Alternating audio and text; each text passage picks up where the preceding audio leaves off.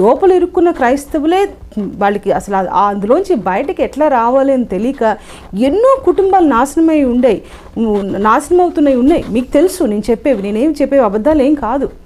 ఇవాళ గిడియన్ గారు లాంటి వాళ్ళు వచ్చి మీ ముందు కెమెరాలో మాట్లాడుతున్నారండి. ఆయన 40 సంవత్సరాలకు పైగా క్రైస్తవ సంఘంలో క్రైస్తవుల్లో తిరిగిన మనిషి, క్రైస్తవ సేవ చేసిన మనిషి.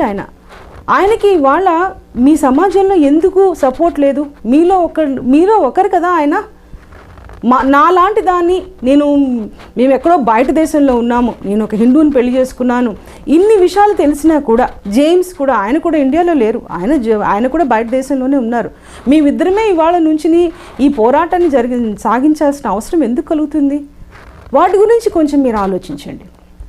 కోర్స్ నా హిందూ ఫ్రెండ్స్, బంధువులు, పెద్దలు, మీకు నేను శిరస్సు వంచి నమస్కరిస్తున్నానండి. మీరు నాకు చూపించిన